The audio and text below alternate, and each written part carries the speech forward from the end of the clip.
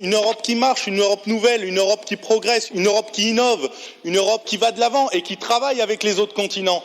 Et on est de retour dans notre Campus Mag spécial Parlement européen. Deuxième partie, nous découvrons les métiers du Parlement et nous sommes en studio avec Bernard qui n'est pas en régie mais qui est bien avec nous en studio. Bonjour Bernard. Je m'appelle Bertrand. Oui, pardon. Vas-y, continue. Excusez-moi. Donc vous êtes ici, vous travaillez ici au Parlement européen. Quel est votre métier ? Je suis technicien du son. Et donc, est-ce que vous pouvez nous expliquer un peu plus quelles sont vos tâches quotidiennes ici ?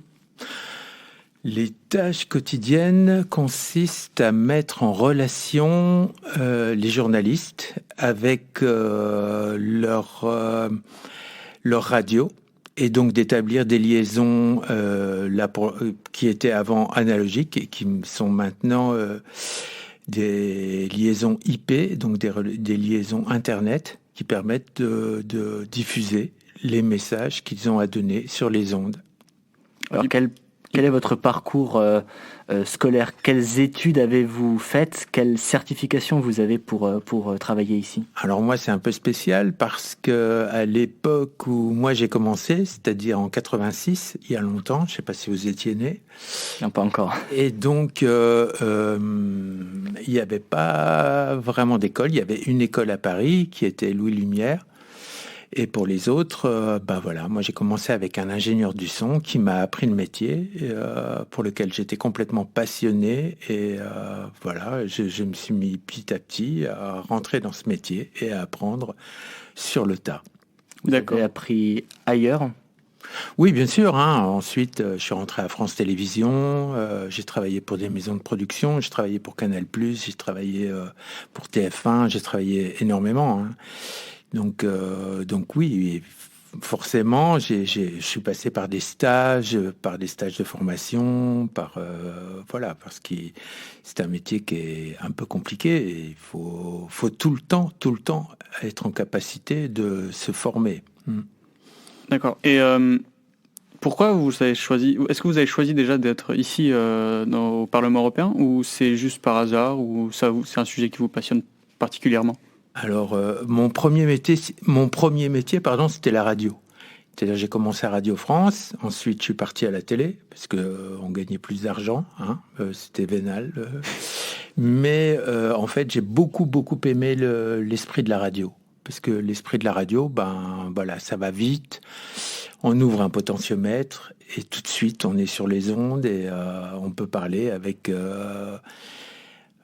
les personnes sans vraiment se soucier de la lumière. Et puis finalement, l'image à la radio est bien plus belle qu'au cinéma. Destruction au Royaume-Uni. Sur le Brexit. On Brexit. Brexit. Brexit. Brexit. Brexit. We will only come out of these crises if we work together. Donc ça fait longtemps que vous travaillez ici au Parlement ? Je travaille au Parlement depuis... Alors, j'ai travaillé au Conseil de l'Europe, donc là aussi, on pourra en parler, mais par rapport à ce que vous avez dit tout à l'heure. Mais je travaille au Parlement depuis 93-94, par là. Et qu'est-ce que vous faites quand il n'y a pas d'eurodéputés ici, à Strasbourg ? Quand je ne travaille pas au Parlement européen, je travaille pour des maisons de production privées, pour d'autres institutions ou pour la télé. Je suppose que c'est un métier quand même difficile et exigeant. Est-ce que vous conseilleriez ce métier pour les jeunes d'aujourd'hui ? Oui, c'est un métier passionnant. Et ce métier se conjugue avec d'autres métiers. Par ailleurs, je suis musicien. Par ailleurs, je suis producteur aussi. Par ailleurs, je suis réalisateur aussi. Je suis monteur. Je suis mixeur. Et donc, ça fait beaucoup de métiers, ouais. Directeur artistique, ça fait beaucoup de métiers. Donc, je suppose que c'est un métier ou plus une vocation. Enfin, c'est quelqu'un qui aime travailler avec le son, qui aime se débrouiller et bidouiller un peu tout ce qui est matériel sonore. En régie. Instruments, régie. J'aime beaucoup travailler avec le son, j'aime beaucoup la dramaturgie, et donc oui, j'aime beaucoup travailler avec des échantillons et retravailler une dramaturgie en fonction de ce que j'ai envie de faire passer comme message, oui. Alors là, au Parlement européen, par rapport aux débats qui sont souvent des débats contradictoires dans l'enceinte de l'hémicycle, par exemple, je considère l'hémicycle non plus comme des personnes qui parlent et qui viennent faire débattre, mais en fait, je considère l'hémicycle comme une seule personne, comme si c'était une personne qui s'exprimait.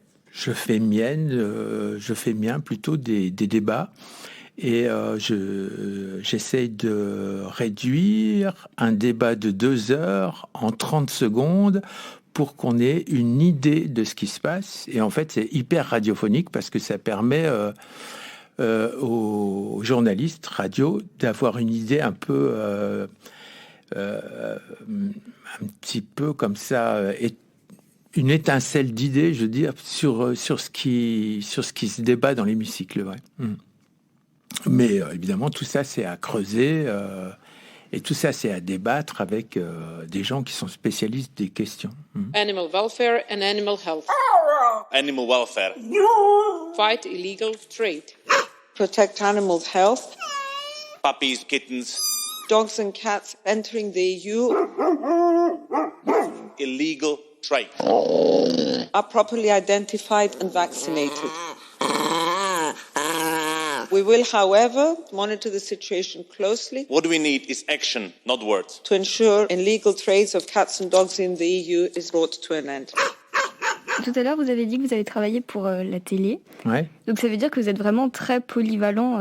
Vous pouvez aussi bien travailler pour la télé, pour la musique, pour la radio, du coup. Ouais. Et est-ce que ça, c'est dû au fait que vous n'ayez pas fait d'école de radio, enfin, au cas à votre époque, ça n'existait pas vraiment. Et du coup, est-ce qu'aujourd'hui, quelqu'un qui voudrait travailler dans le son, il va pas vite se trouver restreint dans un seul domaine, donc soit que la télévision, soit que la radio, parce que maintenant, il y a beaucoup d'écoles qui sont spécialisées dans le son, mais dans des domaines très précis.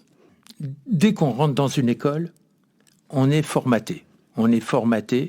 Donc on pense savoir des choses, mais en fait, on a tout à apprendre. Et en fait, l'idée, c'est de rester tout le temps ouvert sur des possibilités. L'école, c'est finalement l'alphabet.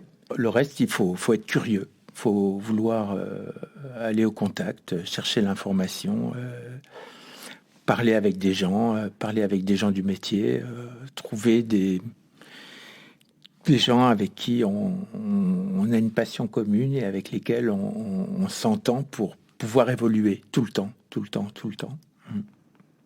Mais donc ça restreint pas sur un CV, si on met on est diplômé d'une école de radio, ça fera pas éliminatoire sur, par exemple, si on postule pas du tout. Non, pas même du avec. Tout. Non, okay. Non, au contraire.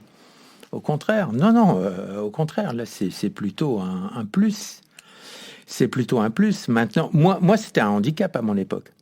Ah oui, d'accord. Le fait que je fasse plusieurs métiers, c'était un handicap parce qu'on demandait une spécialisation. Donc maintenant, c'est un plus. Parce que j'ai évolué partout, mais à l'époque, oui, c'était un handicap. C'est-à-dire qu'on se méfiait un petit peu des compétences que je pouvais avoir dans différents domaines. En se disant parce que vous êtes trop polyvalent, vous n'êtes pas assez spécialisé dans un domaine précis. Exactement. Ouais. Bon, après, les gens, quand ils vous connaissent, ils voient très bien que ça roule et voilà. Donc, ils faisaient moins confiance à l'expérience que vous auriez pu avoir qu'à ce que vous pouviez être réellement. Ouais, tout à fait, ouais. D'accord. Ouais. Par ailleurs, il y a beaucoup plus compétents que moi, je dirais, par exemple, sur tout ce qui concerne les liaisons IP, donc les liaisons Internet. Il y a beaucoup plus compétents que moi en informatique. Après, moi, là où je suis fort, c'est toutes les compétences que j'ai développées dans le reste, dans la dramaturgie, dans le son, dans la musique, dans la gestion des émotions, en fait. D'accord, et donc je pense que c'est important justement quand vous essayez de retranscrire, ces débats de 2 heures en un débat de 30 minutes, cette maîtrise de la dramaturgie vous aide particulièrement dans votre métier. Là, je vais très vite, en fait. Une fois que j'ai constitué tout l'ensemble de mes échantillons, c'est très long à faire. Parce qu'il faut classer les échantillons. Sur un débat de 2 heures, je mets 3 jours. Parce que, en plus, je ne parle pas toutes les langues européennes. Je parle allemand, anglais, je comprends l'italien, l'espagnol, le portugais. C'est déjà pas mal. Mais par contre, alors, j'entends un petit peu le danois, un petit peu le néerlandais, mais toutes les langues de l'Est, le tchèque, le roumain, je comprends pas du tout, donc je suis obligé d'écouter les traductions pour voir si c'est intéressant. It's happening right here and right now. Fake news. Fake news. It's Yahoo, it's eBay, it's Uber, it's Facebook. Twitter. W każdej postaci aż do deepfake. Disinformation. Manipulation. Disinformation. Manipulation. When data is misused, we need to know how to spot the fake. A direct threat to our democracy. Focus. Focus op het exacte probleem dat ons voorligt. Und. Elections. La prochaine élection sera tronquée. The threat. We have a problem of further actions to protect our elections. We must protect our democratic processes. The Commission is committed to working with you, with Member States, with the private sector to secure the foundations of our democracy. Thank you. Après, je me base aussi sur la véhémence des propos qui sont tenus, la nature des propos, les intentions dans les propos. Et donc, j'entends quelqu'un qui est très virulent dans ses propos, très véhément. Là, je vais écouter pourquoi et qu'est-ce qui se passe. Donc, je vais écouter la traduction et je vais peut-être le sélectionner. En grec, vous parlez grec, vous ? Paristo, c'est tout, peut-être. Paracalo. Et encore, je ne suis pas sûr de comprendre. Mais oui, en plus, j'imagine que ça doit aussi être dur de garder une certaine neutralité dans les échantillons que vous choisissez. Ou c'est... Ah non, c'est assez facile. Non, non. Bon, après, je suis jugé parti, mais non, justement, ça a fait l'objet d'un débat au niveau de ma hiérarchie. Parce que je ne suis pas journaliste, et donc je suis technicien, je ne suis pas tenu de faire ce genre de travail. Mais au vu de ce qui avait été fait, le travail qui a été fait au préalable, ça n'a pas posé de problème plus que ça. Et diriez-vous qu'il faut des compétences ou alors quelques notions en politique et la manière dont les débats se déroulent pour arriver à faire votre travail ? Il faut écouter, ça c'est clair. Mais au-delà de l'écoute, parce qu'à l'écoute, il y a la compréhension, il y a la hiérarchisation ensuite des données, ce qui est écouté. Donc vous l'avez dit, vous faites des choix. Alors est-ce que avoir quelques connaissances en politique, ça aide ? Les choix, ils sont faits pour aider pour un débat. Donc en fait, c'est pas vraiment des choix. Les choix, ils sont là pour dire, tiens, il y a le chaud, là il y a le froid. Ça, il faut le comprendre en amont. Oui, non, mais bon, voilà, tout le monde s'intéresse de près ou de loin à tout ce qui... Par exemple, il y a eu des débats sur la pêche et sur la rareté du poisson. Il y a nos compatriotes hollandais qui utilisent la pêche électrique. Écoutez, voilà, quoi, je trouve ça complètement déloyal. Donc c'est sûr que là, je ne suis pas impartial, quoi. C'est sûr. Mais vous le mettez quand même dans le résumé du débat parce que ça a son importance dans la compréhension. Donc, dans la compréhension. Même si vous n'êtes pas d'accord, vous le mettez. Je suis dans l'obligation de le faire. Ouais. Bon, merci d'avoir été avec nous pour répondre à toutes nos questions. Merci à vous. Je t'en prie. Salut. Thank you, colleagues. The debate is closed. Brings us to the next report.